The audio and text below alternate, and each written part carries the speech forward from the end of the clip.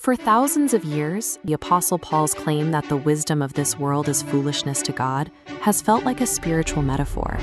But for one scientist, understanding the physical mechanics of life suggested our worldly wisdom might be missing the most important part of the equation.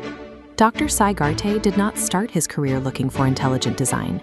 He was raised by strict third-generation atheists where the concept of faith was actively opposed.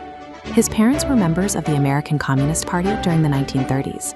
The reigning ideology of his childhood was a militant secularism, allowing no room for the supernatural. In this household, the laws of the universe were entirely physical. Science was the only acceptable tool for finding truth, making a divine being a literal impossibility.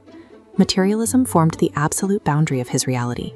It was an inherited worldview that defined what was possible, until his own research in biochemistry pushed him toward the edge of that map. Following his father's path into chemistry, Garte focused on the microscopic building blocks of life, eventually earning a PhD in biochemistry. He experienced a moment of genuine shock while studying protein synthesis. The sheer complexity of thousands of biomolecules interacting in precise sequences sent a chill down his spine. It was impossible to ignore. The standard explanation is abiogenesis, but there's a massive gap. Raw chemicals lack natural selection and mutation. To evolve, you first need a cell copying itself with 99.9999% accuracy. Without this precision, life's instructions dissolve into junk. This highly purposeful machinery had to be fully functional before natural selection could even start.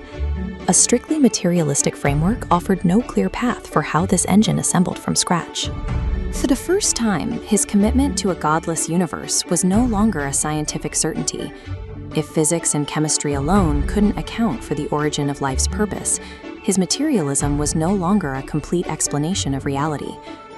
Operating without his ideological anchor, an invitation from a friend eventually brought Garte into a completely foreign environment, a Catholic church. He walked in braced for a confrontation. Based on the cultural caricatures he grew up with, he anticipated a priest yelling about human depravity, sin, and the lakes of fire. Instead, the Franciscan friars leading the service delivered a mild sermon focused entirely on unconditional love. The hostility he expected was absent.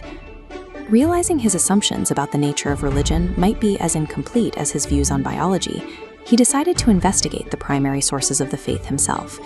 He opened a Bible and began reading the Gospel of Matthew and the Book of Acts. Reading with the eye of a trained researcher, he looked for signs of fabricated mythology. What he found instead was a narrative that read like a historical record, grounded in specific people and places. The text centered on a direct empirical claim. The apostles were insisting they had personally witnessed a physical resurrection. These specific, gritty details in the Book of Acts provided a different kind of evidence. He found the testimony of the apostles to be consistent with the way human beings actually record historical events, bridging the gap between his skepticism and the possibility of the miraculous. Even with the historical evidence established, a final barrier remained. His intellect was reaching a conclusion, but his ancestral pride kept him from the act of personal submission. The final breakthrough happened in a dream. He found himself hanging by his fingertips from the edge of a cliff, screaming into the void. A voice told him to simply let go. When he did, the entire landscape rotated 90 degrees, and he found himself lying safely on the ground at the feet of Jesus. In a second dream, he was desperately trying to scale a massive wall to get into a beautiful garden, failing over and over again. A man appeared and gave him a simple instruction: stop trying to climb over the wall and just use the door. For Garte, these were direct interventions. They forced him to realize he was using his intellectual baggage as a shield to block out a truth he was already beginning to see.